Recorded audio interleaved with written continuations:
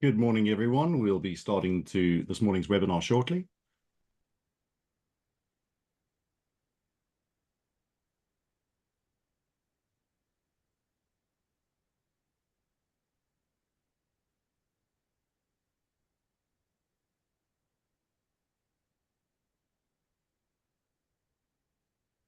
Good morning, everybody. Welcome to this morning's webinar, the fourth in our data series, Leveraging Data for Impact, how to maximize and optimize your data for benefits.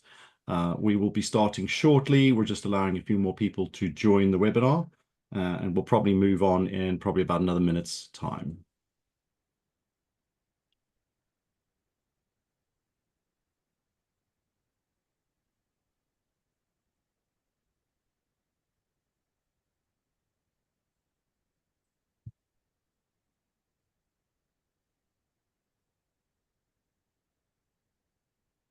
We still have quite a few people joining, which is great, but I think in the interest of time, we will kick things off.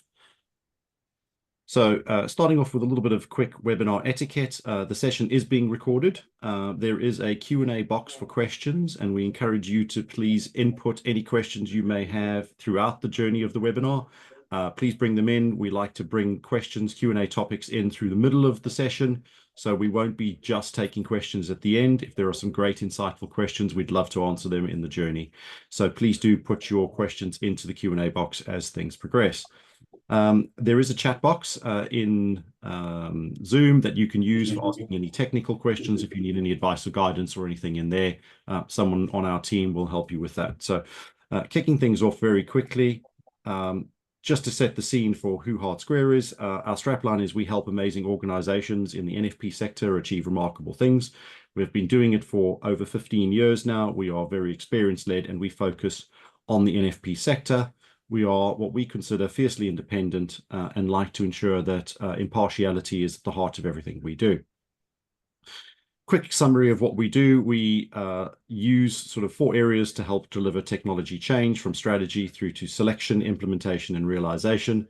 And today we're going to be talking to a client that's been through a process with one of the many technology partners we work with, and so they can demonstrate how that process works. As I said, this is the 4th in the data series, which culminates today. There are recordings available for all of the previous sessions that we've run. And about an hour after this session, we will send out an email with the recording and any Q&A updates that we may have in terms of questions we weren't able to answer.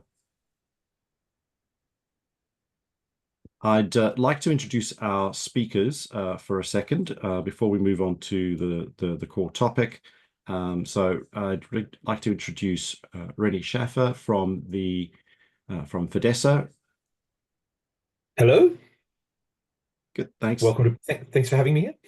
Thanks, Ray. Thanks for joining us. And Jessica from Rennie Membership. Hello, happy to be here. Thanks, Jess. Right, so moving into the core topic of leveraging data for impact, how to optimize your data and maximize benefits. Looking at some research is always a good way to start these to set the scene. And looking at some research from Forrester Analytics, a report that was done last year, according to this, data-driven organizations outperform others, and by as much as 30%. So organizations that use insight to drive their business are growing at a rate of more than 30% per year, which is quite a large, increase. For anyone that's doing, more than 30% improvement or increase in their organization, please let me know. I think Rennie's got some interesting stats that get him close to that number, which is why we're very fortunate to have him on the call today. However, what I found very interesting as well while scrolling through that report was that only 7% of organizations are reporting that they are actually using insights to drive their organizations. Now that report is based on data from 2021, so there might be a bit of an anomaly in there because of things relating to COVID, but I thought it's quite an interesting illustration of the size and scale of the opportunity available to all organizations, whether you're commercially oriented or in our not-for-profit space, that using insights to drive organizational growth is a huge opportunity. it's always nice to have some interesting quotes at this point. So I've pulled up a few that I think help illustrate the point that we wanted to get across today. So this is Doug Laney. He is a data scientist and the author of 2 books on data. So if you're really interested in the topic, these are great books. I've read summaries. I won't profess to have read both books. However, I thought the quote was quite useful. The value of data lies not in its accumulation, but in how it's applied to drive action. And I think that's an interesting point that we'll hear Rennie talk to later, and one that I kind of really wanted to stress. Collecting the data is kind of pointless. Using it is the point. This one's a quote from probably the best illustration of how you can effectively use customer data to drive better experiences and engagement. This is Jeff Bezos from Amazon. Data-driven organizations are able to make better decisions, build better products, and deliver better experiences. I think that really summarizes what we're trying to achieve in the membership sector, especially also in the charity space, where we're trying to get better engagement to deliver a better outcome and create those sticky transactions we all value. And then finally, I thought I'd use a quote here from a guy called Clive Humby, who is the architect of Tesco's Club Card. So this is a man who really understands how to dig into tiny amounts of data and to find actionable insights that can drive value. And everyone's saying, data is the new oil, which is becoming quite a frustrating statement. But I do like the way Clive sums it up, is that it's valuable, but if it's unrefined, it really can't be used. And so if we think about oil in its raw state and we think about data in its raw state, they both illustrate the fact that in their raw states, there's not much value in them. They need to be refined. They need to be looked at to generate real value. So I thought this is a good opportunity to launch into a poll to get your input on things. So thank you. We've just launched a poll there. Are you using data effectively in your organization? So if you wouldn't mind quickly answering a few, select one of those relevant topics and just answer the poll for us, that would be great. So we've got quite a few responses coming in. And as always, the numbers are moving around quite a bit. So we'll end the poll in a second or two. There we go. And let's just quickly share those results. So there we go. Thank you very much.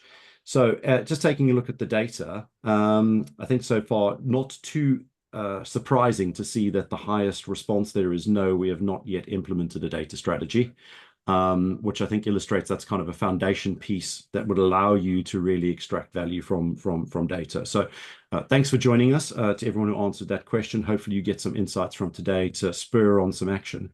And then looking down, I think this sort of two second highest ones, no, we have a data strategy, but our data is not easily reported on. And then equally sort of tying for that, we're using data, but there is room for improvement in reporting insights. So I thought that was an interesting point to possibly bring in both Rennie and Jess to see what your thoughts are on those numbers. Any surprises in there for you guys? Probably not. I mean, it's obviously not. No is a bit higher than your 7%. So obviously we've got more people using data than in 2021 or whatever that report was done. But yeah, I think data is one of those things that associations and businesses talk a lot about, but struggle with to actually get their head around in terms of how to best use it. And I think there's always room for improvement. We've been playing with our data for quite some time now, and there's always ways of getting it better and using it better. And I think it's a continual journey. Yeah, I mean, I'd echo that as well. I think it's not surprising, especially kind of our data is not easily reported on. Most of our clients we see that have challenges getting data in the right structure. And then as Rennie said, you've never finished. You've never got your perfect data strategy and then that's it. And you kind of sit on it. You've got to continuously grow it. So yeah, it makes sense. Yeah. Yeah, and I think it's in a way it's kind of good to see the fact that we're not too surprised by those stats. But it is disappointing to see that we're still there, even though there are large investments being made, in technology products, and technology solutions. And I think it's one of the reasons why I really wanted to sort of run this session specifically on data, but is to try and illustrate the importance and value of data, but then culminating all of that in terms of saying you've got these systems, you've got the tools at your disposal. And I think in quite a few cases, it's really just the letting people know what's achievable, so they can see how to run these reports. And I think that we'll see when we discuss things a little bit further, how the value can be derived from that when you actually use the tools at your disposal. So moving on then to really just setting the scene for what is a data reporting framework. So this is a bit of a kind of classical formal illustration of it. A data reporting framework is a structured approach to using data that helps organizations, with those membership bodies, charities, regulators, rural colleges, education providers. It helps them segment and target. And so that's really useful from a marketing perspective, but also from ensuring that your communications are going out to the right audience and making sure that your message is getting across. Then it helps you personalize your engagement. And I think that's something that we've seen a lot of good work being done in the sector over the past 5-6 years about taking data and using it to personalize the experiences. I think we'll see some evidence of that in the journey that FEDESSA have taken. And being able to use the data more effectively and to demonstrate to your stakeholders or members or donors where the value is, and they feel more engaged, and that will help drive that personalized engagement, help drive those sort of sticky transactions. And then looking internally, it should help you derive insights. And we'll take a look at the difference between data and information and insights in a minute. But really being able to drive insights helps you take kind of make actionable decisions. And really, this is kind of the culmination of what we really wanted to do here. So there are benefits for your stakeholders, your members or your donors, your volunteers, but there are also value in terms of being able to look into the data and drive those, just sort of derive those key information points that help organizations make better decisions rather than just going on kind of gut feeling. So what does setting up a data reporting framework look like as a process? So you would typically start by defining the problem you're trying to solve. And I think that's a really important point. Rather than just diving straight into the tools, I'd encourage people to sit down with a good old-fashioned pen and a piece of paper and write down what is the problem you're trying to solve, and then look at trying to collect data around that problem. So if your problem is around retention, start looking at the data around who is not renewing their memberships or not staying with you as a recurring donor, and look at that and look at the data. Make sure that you can collect data on the topic you're trying to solve. You need to make sure that you can cleanse that data. Now, this is probably, from our experience, the hardest part of anything to do with data. It's really easy to collect data. It's quite hard to make sure that it's clean and relevant. So ensuring that your data is accurate is really important for this ability to sort of move forward. And that's an area where hopefully you're starting to see that you can get some great things coming in from that. And then analyze. You need to be able to look into the data to see if you can find insights and patterns or errors. And if you do see errors, you'll need to go back probably to collect and cleanse to make sure that you're getting what you're looking for. Obviously, if you're looking for historical data or trend analysis, if you haven't got the historical data, there's not really much that you can do about it, but you can start collecting that data now. I would encourage people to think about the recency of your data. If you have data sets that are relatively new, you can certainly derive insights from them, but you can't really derive sort of trend analysis unless you've got 2 or 3 years worth of data that you can look at. And then I think what really helps in these processes is to visualize the data. And I think if we think about the things that get us quite excited about, new CRM systems or looking at, kind of new, websites or anything, really is the dashboards. And that's really what people get excited from, in my experience. So helping visualize the data is kind of a key point to helping make a data digestible and understandable, and even something that you can socialize in terms of sharing that data with your colleagues. And then review the data once you've socialized it and get insights and ask people to look at the data. There are certain people in this world who are able to look at a data set and quickly scan it and will find the anomalies and the interesting things to go after. They exist in your organization, so do share the data. I find even in our own organization, when we share data with our colleagues, we get more insights coming out of it because people looking at things from different perspectives is always very useful. And then I'd encourage you to just keep rinsing and repeating that process. So go back to asking the question, have I got the information I need to solve the problem I was looking to solve? And really what you want to do is, if the answer is yes, is look for other problems to solve. Dig deeper, look wider, and look at ways of extracting more and greater valuable insights from your data. And the point to this is to make it iterative, not to try and boil the ocean by trying to capture every possible insight on day one, but is to get into the habit of constantly looking at the data and asking it questions. So why do I think a data reporting framework is needed? In NFP organizations, I think it's fair to say that we struggle with disparate systems. They might not be fully integrated. I think that is changing. However, poor data quality is still prevalent from the research that we've seen, and certainly from our involvement in a lot of projects. It is improving, but it is quite a challenging thing to deal with. And there are lots of manual processes which make it difficult to gain insights to drive those meaningful actions. It's important to note that data reporting isn't just about creating reports. It's about designing a system that continuously feeds high quality structured data to decision makers. And I think that's an important point, is that BI should really stand for basic information, but it's distilled from lots and lots and lots of different disparate data. So getting that data into decision makers' hands is really kind of one of the key points that you need to build into your data reporting framework to ensure that it has value for as many people as possible. And then ensuring that your structured reporting framework helps organizations align their data so that they can deliver on their goals and track key KPIs so that you can make actionable insights. I think too often we see kind of data being used and manipulated to sort of further a cause, which is understandable.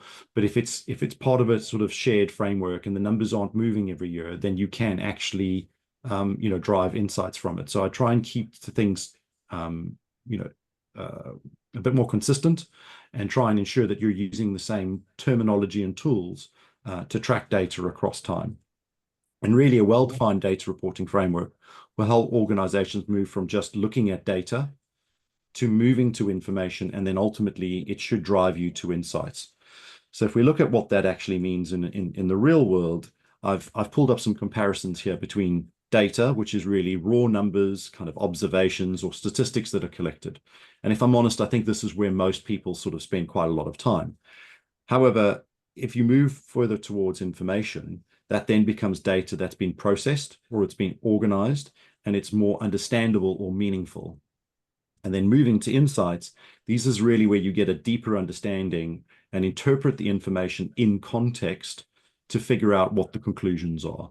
And so if we use some simple examples that are relevant to our audience today, 60% of members didn't renew their subscription, right? That's pretty easy data point to get your head around. If we start looking at implying some reporting to it and you visualize things, you can probably look a little bit deeper and draw some information from that. And you can say, actually, of the 60% who didn't renew, 45 had been members for less than 2 years, and 70% of those had not attended any events or interacted with an email campaign in the past 6 months. All right. So that's where you start to move to information. An insight would be where you dig in a little bit further and you try and understand cause and what you can possibly do to correct or take action. So a significant portion of newer members are disengaged, indicating there's a lack of early engagement in contributing to low retention. This suggests that there's a stronger there's a stronger need for an onboarding experience and targeted engagement strategies for new members to improve the renewal rate. So that's kind of an insight that you can drive. And I think that it's kind of could be something that analytics plays a role into it. I think with the prevalence of AI becoming a very important topic these days, I'd encourage people to think about the fact that for AI to be successful, it needs to have a large data repository. That data needs to be clean and accurate, but it does need a lot of data. So if you're looking to drive insights and analytics from it, that could be one of the things that AI could help with, but you do need to have a good, well-defined base of data to look into. So that was kind of setting the scene, and I thought now would be a really good time to move over to getting some insights from Rennie himself. So Rennie, would you mind just kind of reintroducing yourself and telling us a little bit more about your journey and the background to FEDESSA and the associated associations that make the project part of it? Sure. So yeah, so my name's Rennie Schafer. I'm the CEO of FEDESSA. So we're the Federation of Self-Storage Associations. So we're not a single association. Our members are multiple associations in all the countries across Europe. So we've got 16 different associations, all running their own, well, all previously running their own CRMs. Some have had websites, some didn't have websites. We have associations that are basically run by volunteers versus some associations would have got paid full-time staff. So the challenges we faced were the fact that we had all this data in different repositories. We had different associations with different KPIs. we were getting members that were members of multiple associations, and we're getting different messages and different membership inquiries and all the rest of it. So there wasn't a lot of coherence between the associations. And we were really struggling in terms of engaging with the members, because the messages that were coming up from FEDESSA were sometimes different to the messages coming out from the local associations. Even the data wasn't necessarily synchronized, so we were sending messages to different people, and it was all a little bit of a mess. So obviously the first job was to bring all that data together, and that's what we did. We basically bought a single CRM system, which could then be accessed by all the different associations. So all the data was in one place. And we cleaned that data up as best we could, so that it was all, it was all together, and then we could actually start doing structured communications, but also gather the data more in a more structured approach. So once we basically had all that data together, we then started looking at, okay, what are the KPIs? What do we want to achieve? How do we do that? And what do we do with the data? And I think, touching on one of the slides you mentioned earlier, probably the initial mistake we made is, once we got all this together, we went on a bit of a data hungry booze and went out there and said, oh, we need all this data, we need all this data. And we spent way too much time gathering data that we didn't actually need. So after we'd kind of done that for a short period of time, we reassessed and really said, okay, let's look at what we want to get out of this data. Let's look how we want to use it. And let's look at what data we actually need and what the best way of acquiring that data is, because you don't want to keep sending surveys and messages out to your members to say, answer these questions. And even just the sign-up process, we had a lot of data that we were gathering through a sign-up process we never actually used. So even to the point that when we kind of asked people to sign up, their sex, we said, what's their sex? Standard question. It's often on a lot of applications. But when we went through it, we realized we never actually use this data. We don't actually occasionally we might personalize a message based on a Mr. or a Mrs. or something like that, but we weren't using that data. So we really cut it down to kind of say, all right, what are the key points of data that we need, and how do we best gather that data? So then we started personalizing and really kind of targeting our messages a lot more. But part of the process of that was we started asking people, what are your interest groups, and and things like that. And we got them to really kind of tell us a little bit about what's important to them. So is legal important to them? Is marketing important to them? And we started really tailoring our messages based on that data. And that was really effective until a point where we started getting members kind of saying, oh, I didn't know this was happening. Oh, well, they didn't know about it because they didn't tell us they were interested in that topic. And so therefore we weren't kind of feeding them that information. So what we realized as well is that sometimes our members don't exactly know what they're looking for. So the trick is, you don't want to necessarily get too carried away with personalization, which I think is another kind of mistake we made, in terms of we started giving everybody really, really personalized, targeted information, but forgot to tell them other stuff as well. So I guess the biggest change we made to that was with our general newsletter. So we have like a generic monthly kind of e-news that goes out, and we were spending a lot of time on personalizing that, bringing things that are important to people to the top and things like that. So what we really did with that newsletter, for example, is we structured it so about a third to a half of it at the top of the newsletter is really personalized based on their interest groups and things like that.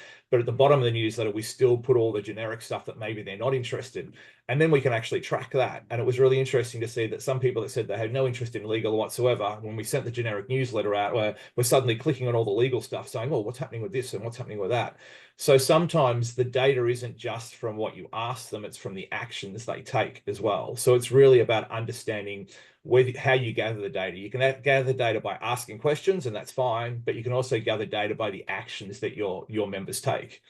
And that's been really useful in terms of how we run the business and how we target members, even to the point that in terms of events, for example, we get a better understanding of when people book events and why they book events. We used to get hung up on the fact that nobody used to book events till the last minute, and we used to come up with all these ways of trying to encourage people to book events earlier. And now we've just gone, actually, no, it doesn't matter, because we know these people are the people that book late. They always book late. We know they're probably going to book late. How do we target communication to them late in the process and slowly move them forward rather than jumping them forward? So what we've done is essentially, by understanding who books events, when they book event, The people that book events late, we start hitting them just a little bit earlier than when they normally book them, and start creeping them earlier rather than necessarily trying to bring them back to an early bird rate or things like that. We start giving them little reminders to kind of say, have you forgotten something? You know, this event's coming up now. You know, we know you normally book this event, you know, and prompt them that way. So you can kind of personalize your messages and get a lot more engagement with your members by understanding the data, but also understanding their needs. And I think that's the other thing in terms of the data we have. One of the best ways we found to actually gather data from our members was do this quick poll. So basically, every second week on a Monday, basically we send out a quick poll to all our members, and it's a one-off question. It's sponsored by a sponsor as well, so we put a bit of advertising on it. There's a bit of a prize for the person randomly drawn from it, but it's a one-off question, and it might be just about something random in the industry. It might be something that's interesting to us. You know, where are you at in terms of your using AI? You know, what's your current status on sustainability? Something like that. But that one-off question gets us a much better response than sending people a big survey with 20 different questions on it. It comes out at the same time every time, so everybody knows about it. And it gives us some really interesting insights to say, okay, well, what's happening with our membership and how can we target some programs towards that? So it's coming up with different ways of gathering the data. It's coming up with how you use that data. And I think in terms of the KPIs as well, we were very focused on engagement. Obviously, it was a big part of what we want to do. Engagement, retention, they're the kind of two big KPIs you look at. But I think with engagement as well, you can get a little bit over-focused on what engagement is. So we got very focused in terms of engagement, saying, okay, well, how do we measure engagement? Well, you've got to attend an event, you've got to click on an email, you've got to communicate with us, you've got to have some sort of interaction to be engaged with the association. And so we ran the process, and we were gathering all the data, and we were improving our engagement, which was doing really well. But there was this group of members that kept coming up to say that they were not engaged. They weren't clicking on emails. They weren't attending events. They were opening emails more often than not, but they weren't kind of hitting all these kind of key KPIs we were asking them to hit. And so we broke that data down, and we did a bit of a focus group with them, and we actually got our staff to ring a few of these people up, and we said, oh, you know, we've noticed you're really not engaged with the association. What can we do to improve that? Is there something we're not doing, et cetera, et cetera? And a lot of those people came back to us and said, no, we're completely engaged with the association. We've been with you for like 7 or 8 years. You helped me out 3 or 4 years ago with this big problem that was massive, and you know, and I'll be a member forever, and I talk about you all the time, and I always read your emails, and I'm really happy that you're on top of these things, and that I know if there's a big issue with the industry, you're going to tell me about it, and I'm going to be aware of it. And that's all I need. I don't need to go to the events. I'm still seriously engaged. So I guess it's understanding as well, the engagement to members sometimes is more than just a click through. It's more than just, you know, attending an event. So obviously we want to get more members to attend events. We want to get click throughs and things like that. But the data also taught us to understand that engagement means kind of different things to different members. So I think the KPIs as well, sometimes we can get a little bit carried away with KPIs that are focused on the association and not necessarily KPIs that are focused on the member or your customers in terms of what actually they need, what makes them engaged, what do they find about it important for the association. So in terms of the kind of lessons that we learnt from the exercise, number one, you know, definitely don't get carried away with data. You know, start with the data that you need, understand the data you need, start with a small data group. You're much better off to have a small data group that's good and clean and solid than a big data group that's, you know, really messy and hard to understand. And it's easier to add data to a data set than it is to take data away. So if you start with a nice small focused data set, work on that. And then if you need to add things to it, it's easier to add to that than it is to kind of take them away and clean it. I think in terms of understanding your KPIs, think about the KPIs from all the different stakeholders. So the board might have a slightly different KPI to the staff. The members might have slightly different KPIs as well. So really think about what's important to the members as well as to the business, and think about how you can measure that and what data you need to measure that.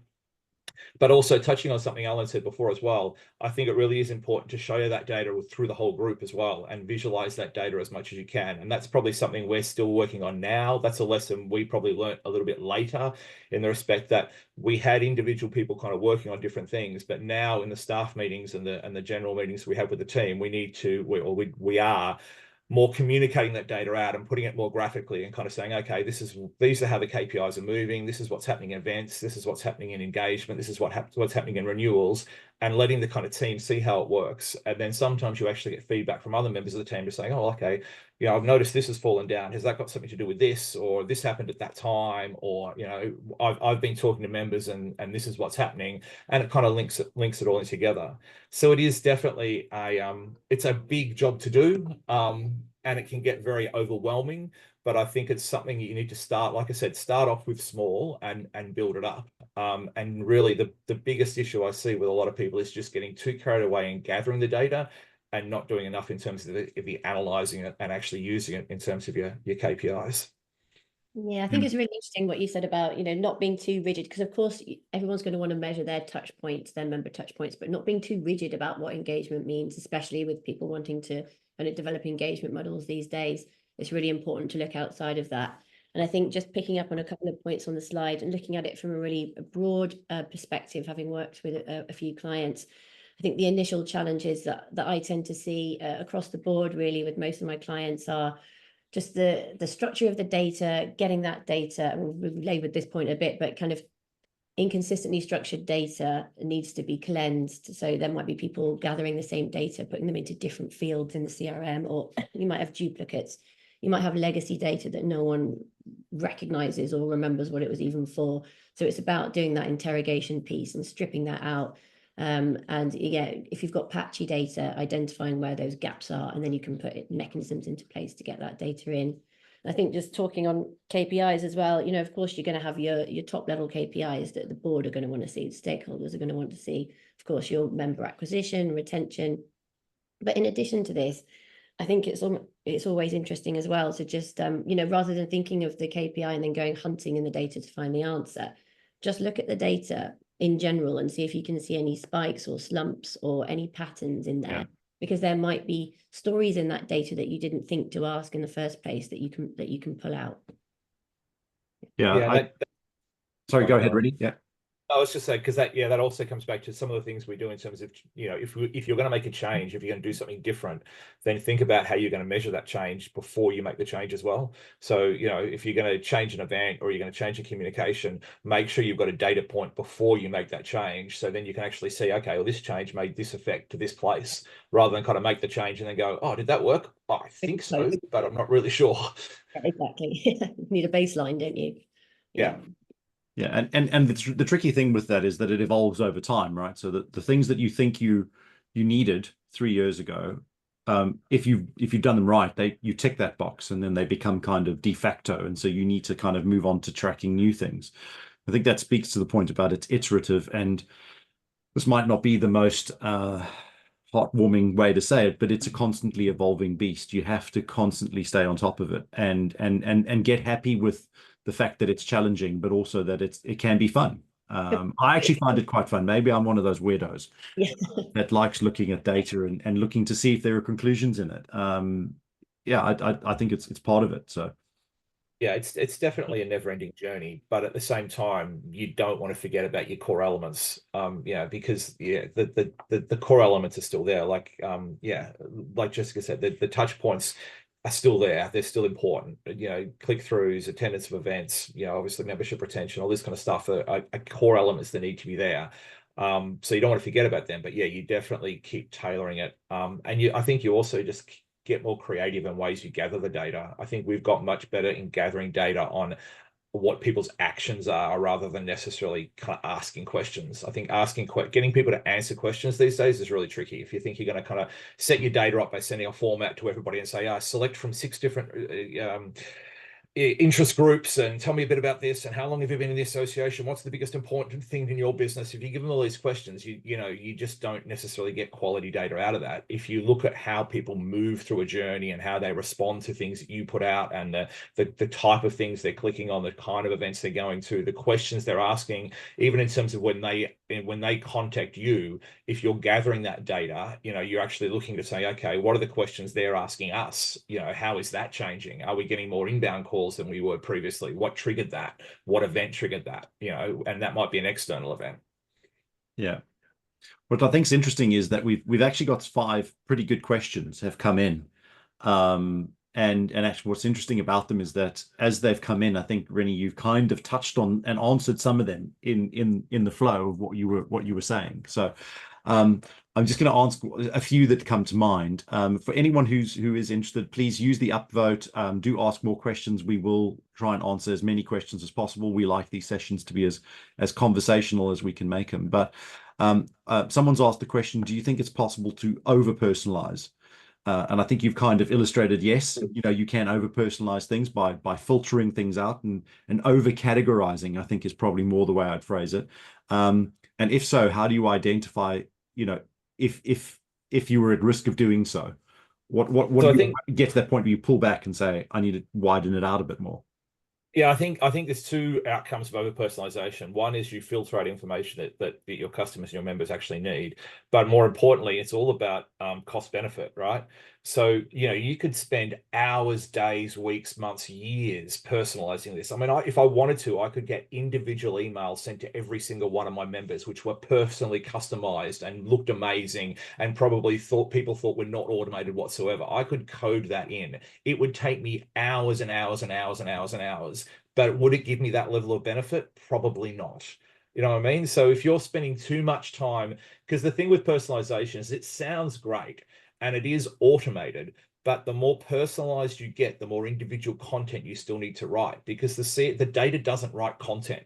So it's all very well to say, I've got 500 segment groups, but if your 500 segment groups need 500 individual sets of communication or actions or coding or something, every one of those segment groups needs to be different. Otherwise, it's a completely waste. If you've got 500 segment groups and most of them are getting exactly the same stuff, then you're wasting your segment groups. If you've got 500 segment groups and it's taking you hours to write all the content, are you getting benefit out of that? So it's really finding that balance to say that, okay, I've segmented my data down to a point where it's efficient for me to communicate them to that level, but it's not a waste of time for me just to write an extra set of content or an extra element to break it down, that's not going to give me a benefit in terms of my data. So again, that comes back to measuring your data. So how much difference do I get from this segment group to that segment group? Can I actually necessarily combine them together? Am I wasting my time personalizing to that level because it's not giving me any outcome that's relevant? Yeah, I definitely agree. And also, I think the thing to be aware about personalization is it's working on the assumption that people don't want to see a breadth of content, and you also need to look at how you're putting people into those buckets. Because I remember, 10 years ago working on one of the very early kind of Dove campaigns, and we would have a mechanism where you'd click on hair versus body, and then you'd be going into that tunnel for a year. And so you've got to make sure that if you are personalizing, that individual's giving you enough data to ensure that they really didn't just click once on something and then they become siloed into a communication channel, when actually they might want to see much more breadth of content. Yeah, I think that's also a really common mistake, is that members often, members and your customers often don't know what they want when they first join you. So you are going back to the Dove example. Oh, I'm interested in hair. Well, that's great, until they start the journey and go, oh, this hair stuff's really good. Now I'm interested in body, but they don't get any body stuff because they never asked for it. They've been channeled. Exactly. And when a person first joins your organization, you often ask them, what are all your interests? But they don't know what their interests are because they don't know what's in each of those interests. They don't know what they don't know, because exactly. Yeah. I always think it's great to ensure that you have the ability to do what I call push and pull, so that the person can receive what they call pull content, which is really highly personalized, but not ignore the fact that you still have to provide a lot of information. And I think especially if you're in a membership body where there's quite a lot of governance and regulatory, and Rennie, you mentioned the legal aspects, you have a care of duty to ensure that that information is pushed out above and beyond their personalization. So don't forget that there is, you have kind of a commercial objective that you have to deliver here as well. And sometimes, people might not be interested in that just one nugget that they get today. So great question from the person who asked that question around over personalizing. I think we've got time for one more question in this segment, and then we'll move on and then answer some more. But I thought there was another great question here, where someone has asked the question, I think you partially answered actually, Rennie, was, did you use any kind of incentive to get members to respond? And were they willing to offer up opinions and respond? So did you get the value out of it when you did it? Yeah, like I said, the weekly poll is an interesting one, and it definitely made a difference. The prize that was offered did make an difference to our response. Like, you know, we had one guy, one of our sponsors was big in the rugby and gave away tickets to one of the big rugby matches, and we got like 3 times as many responses to that question. So I think incentives can work, but at the same time, you know, you want to make sure that you don't incentive your data into irrelevance. Like, you want people to be completing the form because they've got something to say, not because they want to win a prize. So, you know, if you put, depends on your group. I've got a fairly, my members are relatively high wealth individuals. So, you know, a small incentive isn't going to do much to them. You know, something that is, like I said, the rugby tickets are something that really polarize them. But, you know, if I offered them 100 quid, most people probably wouldn't bother with that because it's the high wealth individuals. But in some groups I've seen where, you know, they put all these incentives on and they get people basically completing the data just to get the incentive, in which case they're not really giving you quality data because they're answering a question because they want a prize, not because they want to tell you what the information is. So again, I think there's a bit of a line there. And I don't generally incentivize for my data, other than sometimes, particularly for really structured industry data, we do have a kind of system where the people that give me the really good data get access to the reports earlier or get access to a higher level of the report or something like that. So when we're asking for industry data and feeding that back to people, we do kind of incentivize that a little bit, but generally not. Yeah, that's nice. Actually, one of the nice ways of incentivizing it is to exchange it for content on the site. I always think that works quite well because at least there's a level of engagement there rather than them wanting kind of a free thing. So yeah, that works nicely. Yeah.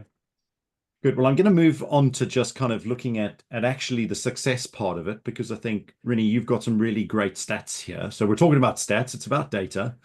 You were very kind to share some of these. It's not obvious. It's not always possible for organizations to share some of this information. But, you know, I think what we can draw from these stats, and I'd love you to just talk to them for 2 minutes, is just what the impact of these stats has actually been on the organization as a whole. What has it allowed you to do because you've got these great stats to talk about?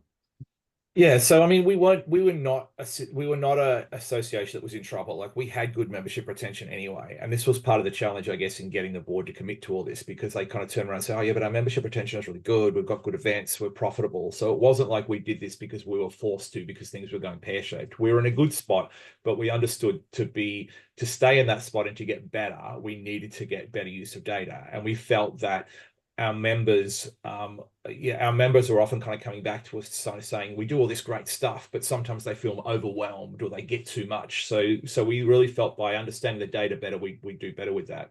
So obviously our member retention was a big one. We didn't think our membership retention target was 90%, and we actually got it up to 94%, which is crazy good.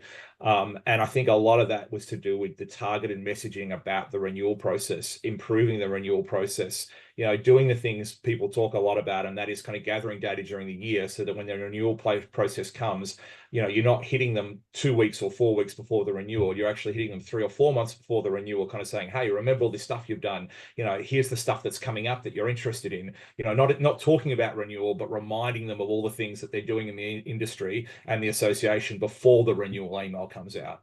And so really tailoring that and that personalization of the renewal process, and also understanding, again, the journey, not necessarily forcing people into payments. We know we want them on direct debits, but also understanding that not everybody wants to be on a direct debit. So working a way around that, customizing that was a big part of that 94%. I think the reducing admin by 12 hours was a big thing. Now, again, this is a bit fuzzy. You know, how do you measure this? Because we're doing more work, we added more members and all the rest of it. But we definitely had the feedback from my team was definitely that by having the data set and the automation running, it made admin a lot easier. And it made admin easier for a number of reasons. First of all, because of just the automation of the process, the fact the emails got sent out automatically, they were customized automatically. So that side of it. But just also in the fact that we got less inquiries from members, we got less members ringing us up because we were being proactive. We were giving the information before they contacted us. So we were giving them a problem and a solution before they came to us with the problem, so to speak. So that was one of the big factors in terms of reducing that admin as well, being proactive with the members and getting more outbound rather than inbound communications. Increasing events, you know, I think the biggest issue, the biggest success in that was that we had better understanding of the members about what was important to them. So we broke our events down now. So we have basically 3 categories of events. We have free online, 1 hour kind of things, a bit like today, where we get kind of high level stuff. Then we have a kind of paid 2 to 3 hour course, and then we have our full training sessions. And by kind of using these free webinars and free events, we do them quite a lot, but at the same time, that gives us a bit of a feel for what people are important with. If we run one of these free events and suddenly get 400 people on it, then we go, oh, that's a topic everybody's really interested in. And then we use the data to build on that. Like I said, survey responses, a lot of that was through the quick polls. It's better understanding. Instead of what we used to do is send this one big survey out every year. We don't do that anymore. We break it down. Oh, actually, it's not quite true. We still do send the one big survey out anymore, but we supplement it with these smaller surveys, the quick polls. Also, asking people during the event to give us feedback rather than after the event. So we actually do mid-session event polls, kind of saying, how's it going for you now? Have we covered everything so far? What do you want to get out of the future? And we actually find we get much better retention by asking people during a training program how well it's going, rather than after the program to say, how well did it go? And the massive increase in click-throughs was clearly about the customization, in the respect that, our email campaigns are all about now. We don't give long emails. We give short bullet point emails where if people want information about it, they click on it and the click goes through to the website. And not only does that mean the email gets a better opening rate because it's smaller and easier to read on a mobile and all the rest of it, but it tells us so much because we know that if a person's interested in something, they click on it. And that gives us a data set which we can then use to personalize, to understand maybe we need more information on that, et cetera, et cetera. So it's really interesting to look when we send our emails out to say, okay, what were the click-throughs and where were the click-throughs and how have they changed?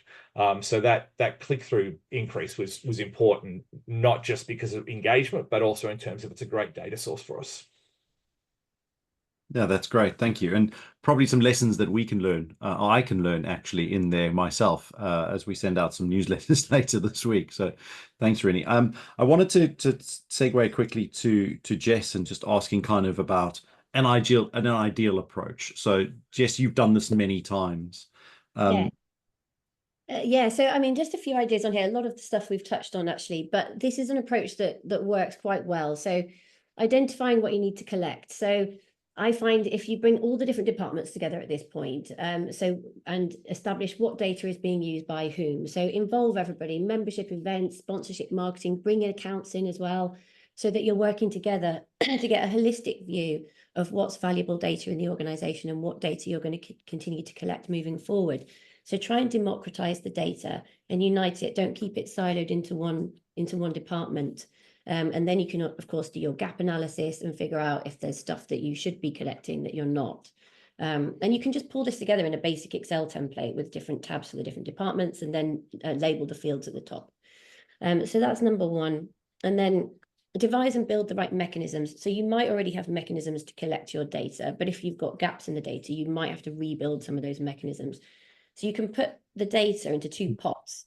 What's critical key data that you absolutely must have, and you're going to be asking for that data in something like a membership sign up form or an event booking ticket, so it must be filled in. And then you've got all the data in the other pot, which is kind of the nice to have, the augmented data. I think Rennie referred to that earlier on about ways that you can really just enrich your core data. And then for that, you can adopt what we call a data creep strategy, which is where you try to cajole that data out of people as best that you can using whatever mechanisms you've got on the site. So ideally be holding your data somewhere where you've got a single customer view as well, because that will be hugely beneficial for you. And then if you can, invest in a self-service preference center, because it just takes all the admin out of your team and enables your members to keep their own data fresh and clean. And then you've got defining what you need to know and creating a metric. So we've touched on this before. I won't labor on it, but you've got your key metrics that the board are going to ask you for. The things that I tend to see wanting to be known from the data are things like obviously acquisition, retention, members switching grades up or down. Logins can help show if you've done a piece of activity, whether or not people came and looked on the site afterwards. Things like email open clicks, of course, and then downloading articles, content that people are interested in looking at, or things like CPD points that members are gaining on the site. So once you've defined those KPIs, you may need a technical solution to set those up if you want automation, or not. It could be a more manual process. And then you're looking at segmenting and visualizing to draw out insights. So Alan referred to this earlier on, but sometimes just looking at the raw stats don't tell you the story that you need. And it really helps if you can visualize that. And a visualization tool enables you to put a lens onto that data. So it could be like a time series lens. So this year versus last year, this month versus last month, or you can group by types of membership, or even, demography or geography or whatever it might be, or all of them. So that really, really helps. And then when you've got that data, you can make tangible business decisions about things. So it might be that you build an engagement scoring calculator on that, so that you can segment your customers based on their engagement, and talk to them in different ways. It might lead you to make decisions about your membership structure, or payment options that you're giving your members, or what type of events to run and when. And then finally, insights will tell the story. So remember as well that, your business, and the stats on their own might not tell the story. You need to put some context in there, and sometimes fill in the gaps for people. So once all that above is established, you should then have a good framework for reporting consistently on your membership over time. Cool. Thanks, Jess. And I think that nicely summarizes, how I see things as well. So I may actually, I think you've covered quite a few points I was going to cover in a little bit anyway. So thanks for that. I thought it was useful now to just look at another poll. So just get to see where, how things are going with our audience. So can I ask you all, what do you think is the biggest benefit of having a clear data reporting framework? So thinking about yourselves, but also, in terms of maybe some of the things you've heard from Jess and from Rennie today. So do feel free to ask any of those questions. So we've got improved decision-making with real-time data insights, increased efficiency through automation, enhanced ability to track and measure performance and engagement, better alignment to strategic goals, improved customer and or member stakeholder service user experience, or lower risk from a compliance perspective. So it'd be good to get your input on that. So I think we'll let that go for about another 15 or 20 seconds. We're getting some data coming in. So thank you all of you participating, which is great. So I think we can probably show the results on that. So yeah, very interesting actually. The number one is obviously improved decision making, which is great because that was kind of the title to this webinar. So we're all on the same page, which is good to get to. But I think also the ability to track and measure performance and engagement. Obviously, we've spoken about that because that's cyclic, and I think that can have a recurring benefit if you understand why your members or stakeholders, volunteers or donors are engaged or not. Then you can take action. What I was interested to see is it wasn't really anyone sort of suggesting there's anything from a regulatory or compliance perspective, which I think often gets missed as one of the things. So I thought I'd use this as a bit of a segue. Rennie, your thoughts on the numbers? Yeah, I think it's interesting because, we probably weren't looking at increased efficiency through automation when we started the process, but we've definitely got it. So yeah, I think it might not be a priority for people, but it will come if you do it properly. And in terms of improved decision making, that's kind of the base level. It's the improved decision making that leads to better customer stakeholder service. So I mean, it's a bit tricky because you can only select one of these things, but they are kind of intertwined. But I think as you start the journey, definitely you get improved decision making. But it's the improved decision making that then leads to improved customer member stakeholder and that kind of thing, and definitely better efficiencies through automation as well. And I think the efficiencies through automation will get better, particularly as AI gets better. I mean, we haven't even touched on AI yet, and I don't think the AI models are yet quite sophisticated enough to be writing content automatically, but they're not far off. So when that happens, you're going to see massive efficiencies through automation. True. We might also be, redundant, but let's see. The topic for another day. But yeah, no, I agree with that. And Jess, I guess from your perspective. Yeah, I'm interested that no one's gone for the automation, because that's kind of the more selfish objective, isn't it? Because it saves us all time. But it's actually really nice to see the second most popular is improved, member experience, and really that just goes to show that that's really at the heart of what everybody wants to achieve out of it. Yeah. Brilliant. So I think we're at a point where I thought it was good to sort of have another sort of QA. So we had a few questions coming in. and I thought it was just kind of best to have a bit more of a discussion. So I left some of the sort of interesting ones as well. The one that I quite like is, I guess more from for Rennie, I guess, should you have one person in your organization who's responsible for this, or do you see this as a shared role? Is everybody responsible for being good at data? It's a shared role, but the best thing I ever did was hire a data person. So we didn't have a dedicated kind of tech person, like IT support person. We used different people in different places, and it was kind of a shared role. But I went out and I hired an IT person who's a big chunk of their job is to manage the data. So that the data is definitely shared. So the data gets gathered from different people in different places, and everybody's involved in that process. But I have one data person called Darren, and Darren just looks after the data. So when we have our team meetings, Darren's the one that's there saying, hey guys, you've duplicated this, or you've done that, or why are we gathering this and how are we using that? And so he kind of keeps it all together and keeps it clean and makes sure we're on track, because the challenge you get is if you have multiple people working on the data in different places, it gets out of hand pretty quickly. So I think I'm sitting on the edge of the fence a little bit by saying everybody needs to be involved, but at the same time, you definitely have to have one person who's keeping it all together. No, but it's quite right. You only really probably need one data expert, but everybody's got to take responsibility for what they're inputting into the system, because it's got to be collected from the input perspective, I think.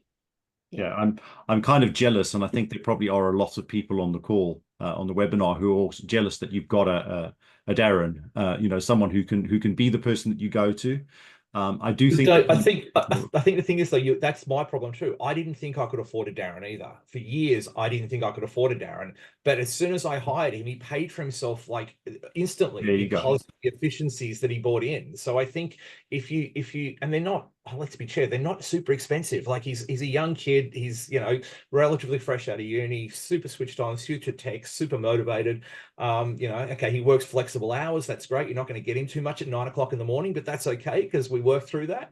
But think about the fact that if you don't think you can afford a Darren, really do the math on it and think that the efficiencies that they create, sometimes they will pay for themselves. Yeah, so, I agree 100%, by the way.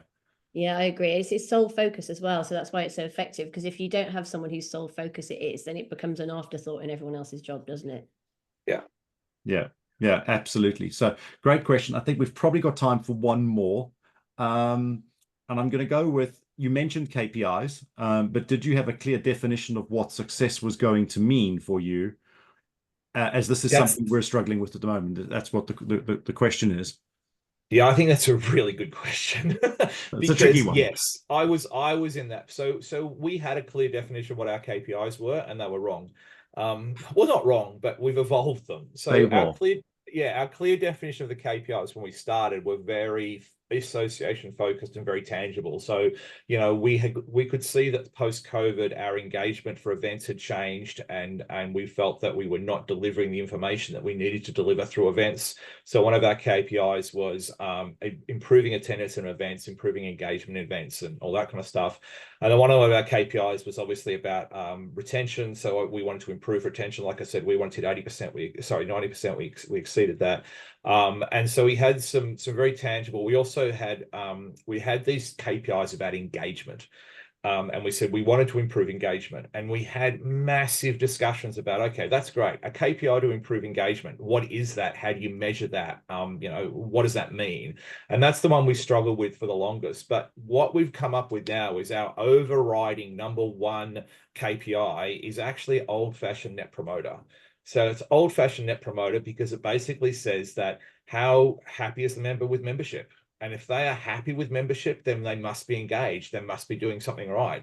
And this comes back to my member before that might not have any click-throughs, might have anything else, but because we've helped them, because they think that we're on top of things, they're engaged and they're improving their net promoter score. So I think, yeah, you don't want to get too carried away with KPIs that are very operational focused. Sometimes you also need to look at the bigger picture. Yeah, I do love that, actually. I think two things I'd suggest there as the kind of key takeaways for this piece is have that one core nucleus sort of KPI that unlocks the others. And I think you kind of illustrated that. But this is then being able to kind of follow that through and figure it out. And yeah, so that's great. Conscious of time, my favorite saying at this point. So I'm going to say thank you to both Rennie and Jess for being amazing and great panelists with me today, and for really getting stuck into the topic and sharing some really valuable insights. I'm going to kind of close with a statement I love, and people in Hart Square and in previous organizations I've worked in probably hate me saying this. So I apologize to them now again for saying it. But Pete Drucker, who's a management consultant, he's been around for quite a while. He's written a number of books on this topic, but is really, if you can't measure it, you can't improve it. So I think that's kind of for me was the takeaway today is, look at your data, understand where you can draw those kind of key insights so that you look to take action. And I think we see sometimes people are just collecting data, they're not taking action. And I suspect that it's because they're not seeing insights in between. So try and ask yourselves the tough questions. It is an iterative process, and see if you can get through that in a meaningful way. Once again, thank you to Rennie and Jess for participating today. Thank you to everyone who joined us today. I appreciate the time. I know that it can be challenging to spend some time on these things.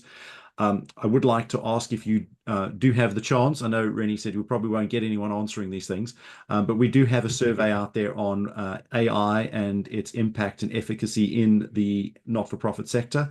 So I'd encourage everyone to please participate in that survey. It will be running for a couple of weeks still, and we will remind you via the post-recording invites that will go out. So thank you again for joining us. Please look out for the post-event survey. Please do tell us what you love and hate about these events. We do want to improve them, and do look out for other events. So once again, thank you for joining us, and thank you to our guests for spending the time. Hope you have a great day and a wonderful week. Thank you, everyone. Cheers. Bye-bye.